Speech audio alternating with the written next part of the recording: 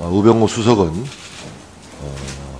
국회 운영위원회의 거듭된 요구에도 불구하고 오늘 출석할 뜻이 없음을 밝혔습니다. 불출석하겠다는 뜻을 굽히지 않았습니다. 따라서 국회 운영위원회로서는 국회법 절차에 따라서 국회에서의 증언 및 감정에 관한 법률에 의거해서 국회 차원의 책임을 묻는 후속 조치를 논의하게 될 것입니다. 이 점에 대해서도 우병우 수석에게 통보해 주시기를 바랍니다. 이와 관련해서 3당 원내대표 간에 논의가 있었다는 점을 말씀을 드리고 국정감사를 계속 진행하되 반드시 이 점에 대해서 고발을 비롯한 여러 가지 책임을 묻는 조치들이 뒤따를 것이라는 것을 분명히 밝혀두겠습니다. 하십시오. 방금 위원장께서 3당 원내대표 간의 논의는 있었습니다. 그렇지만 저희 국민의당 입장은 우병우 수석의 동행명령을 가결해서 집행을 하고 만약 끝까지 본인이 안 나오면 고발하자 하는 입장을 가지고 있지 그 외의 입장은 가지고 있지 않다는 것. 지금 우리 소속 의원 4명이 그렇게 합의가 됐다는 것을 말씀드리지 논의는 있었지만은 합의한 적은 없다. 저는 그렇게 발표드립니다. 오상호 대표님 말씀해 주시죠. 네, 더불어민주당도 민정수석의 불출석 사유서 제출 시점부터 동행명령장 발부를 포함해서 국정감사장에 민정수석이 참석하게 하기 위한 가능한 모든 방법을 동원하겠다 이렇게 말씀드려 왔습니다. 또한 오늘 오전에도 10시에 민정수석이 참석하지 않았기 때문에 동행명령장 발부를 통해서라도 오늘 국정감사 중에 반드시 참석하도록 강제할 것을 또 제안한 바 있습니다. 그런데 지금 오후 5시를 경과하고 있고 또 청와대 비서실장을 통해서 직접 통화를 했지만 불출석 의사를 계속 굽히지 않고 있기 때문에 사실은 이 남은 시간 동안 동행명령장을 발부해서 출석을 강제한다 해도 불출석 의사를 꺾을 가능성이 없다고 판단돼서 저는 3당 원내대표가 합의해서 이 불출석에 따르는 말하자면 고발에 합의한다면 저는 동행명령권 발부를 하지 않아도 좋다 이렇게 판단하고 있습니다. 따라서 기관 증인으로서 이 양해 없이 불출석한 사상 초유의 사안입니다. 따라서 이 문제에 대해서는 국회 법에 명시된 대로 반드시 고발하여야 한다고 되어 있습니다. 그렇기 때문에 3당의 합의로 여기 참석한 4당의 합의로 민정수석에 대한 고발을 진행해야 한다. 다시 한번 강조드리겠습니다. 이상입니다. 자, 질의를 계속하겠습니다.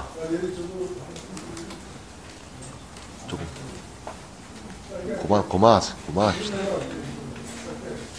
짧게 해주세요. 짧게. 예, 고맙습니다. 저는 우리 위원회가 마지막까지 최선을 다하는 모습을 보여주는 것이 국민들에 대한 도리라고 생각되고 그런 점에서 볼 때 우병우 수석이 이 자리에 나와서 증언할 수 있도록 하는 우리에게 주어진 모든 권한과 제도를 다 써야 된다고 생각됩니다.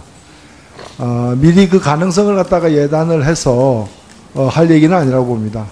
저는 이 자리에 우병우 수석이 나와서 시간이 모자라서 단 1분을 서 있는 한이 있다 하더라도 그렇게 하게 함으로써 법과 질서가 어떤 것인지 또 국민들이 지금 무엇을 원하고 있는지를 그것을 실현시키는데 국회가 어떻게 최선을 다하고 있는지를 보여준다고 생각하기 때문에 우상호 원내대표의 말씀도 충분히 이해가 되지만 저는 우리 박지원 원내대표께서 말씀하신 대로 동행명령장 발부에 대한 의결을 먼저 여기서 논의를 하고 그것이 안 됐을 때 다음 절차에 대해서 논의 들어가도 된다고 생각됩니다. 자, 위원장으로서는 국감 전후에서 우병우 수석의 국회 출석을 관철시키기 위해서 할 수 있는 모든 노력을 다했다라고 말씀을 드리겠습니다. 김관영 간사님 질의해 주시기 바랍니다. 네. 네, 대통령 비서실장께 질의하도록 하겠습니다. 대한민국의 문화융성이라는 것을 막을 사람은 없다고 생각합니다. 그리고 또 필요합니다. 그리고 누군가는 해야 되고요. 그러나 이 전체적인 업무 처리 과정에서 지금 많은 논란이 있고 이렇게 있는데 저는 대단히 안타깝다고 생각합니다. 지금 대한민국 실장님 아침마다 신문은 보시죠?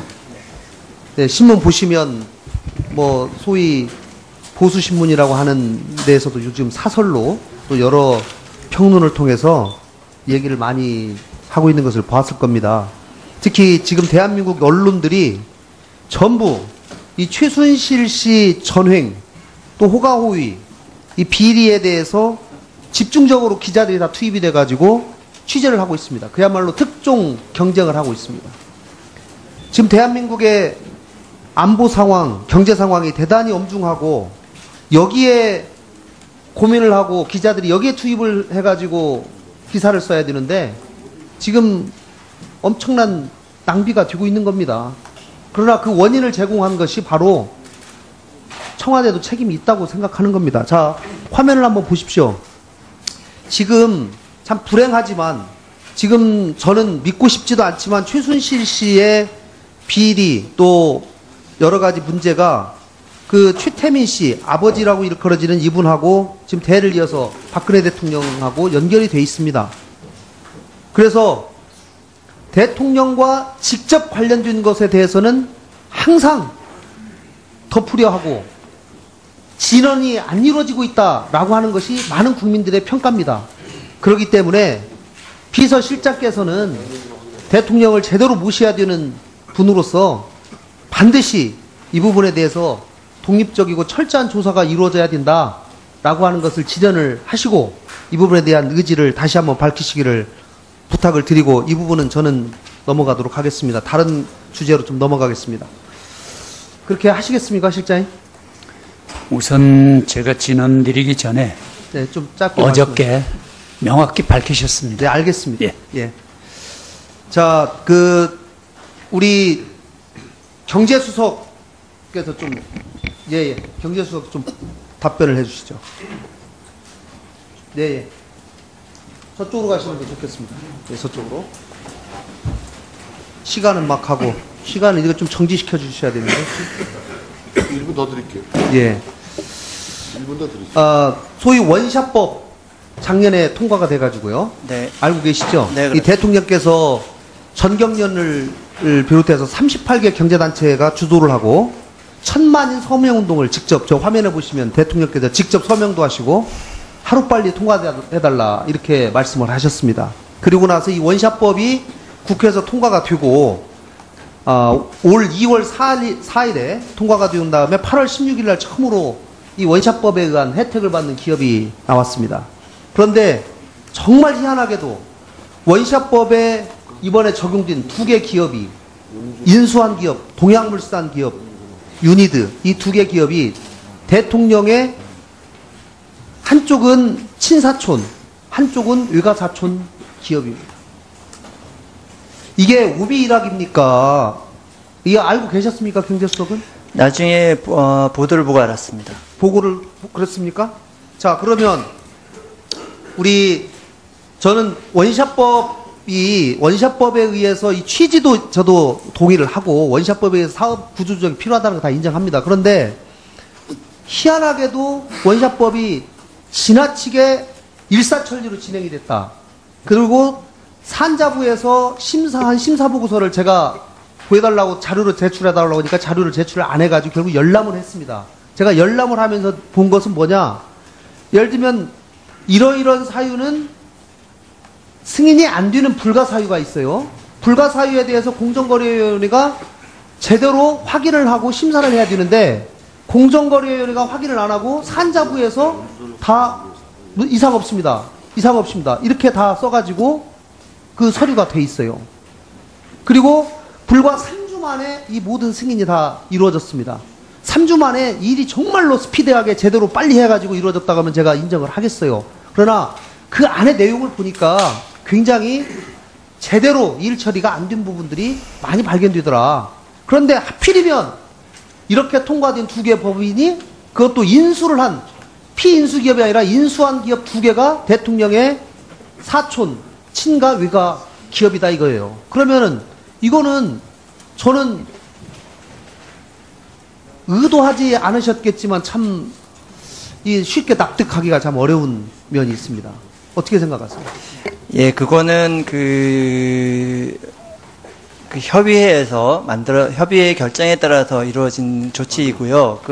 김관영 의원님 잘 아시다시피 그 협의회는 야당 의원도 같이 존재한 그래서 그 구조조정 협의회에서 결정된 사항입니다. 그리고 자, 알겠습니다. 예, 자, 예. 그러면은 수석께서는 뭐 청와대는 관여하지 않았다고 이렇게 말씀하시니까 그런데 특히 이 정책조정수석 잠깐만 일어나 보시죠.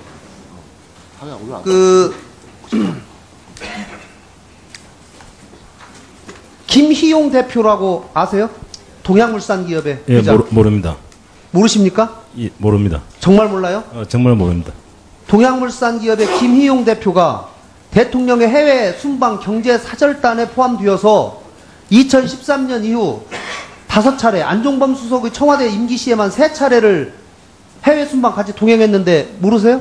보통 해외 순방 갈 때 저희들이 선정 절차를 직접 하지 않습니다. 그래서 최종 명단만 보고 있습니다. 그러면 보통 100여 개 이상의 기업들이 순방에 참여합니다. 해외 나가셨을 때 동양물산 기업의 김희용 대표 밖에 나가서 만난 적도 없어요? 네, 제 기억으로는 만난 적 없습니다. 그리고 실제로 그 기업들을 만날 수 있는 그분의 알겠습니다. 시간이 없습니다. 예. 이 동양물산 기업의 오너인 김희용 대표가 대통령의 사촌 언니의 남편입니다. 자, 그것만 제가 말씀드리겠습니다. 자, 그리고 경제수석에 다시 한번 제가 지난번 현안 보고에서도 말씀을 드렸습니다만은 1분만 더 주십시오. 아까 약속해 주셨으니까 대기업 집단 5주에서 10조로 공정거래법 시행령 최근에 바꿨죠. 예, 그렇습니다. 저는 이 대기업 집단 시행령을 5주에서 10조로 경제 여건이 바뀌었기 때문에 바뀌어야 된다는 필요성에 대해서 제가 인정을 합니다. 그게 5주에서 7조로 갈지 8조로 갈지 10조로 갈지는 물론 많은 다양한 논리에 따라 달라질 수 있다고 봅니다. 그러나 제가 문제 삼는 거는 이 5조가 생긴 지가 지금 8년이 됐어요.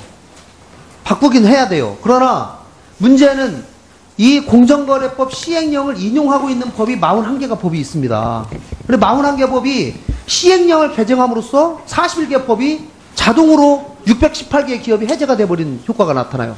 특히 작년 말에 무려 10개 가까운 법이 개정이 됐습니다. 작년 말에.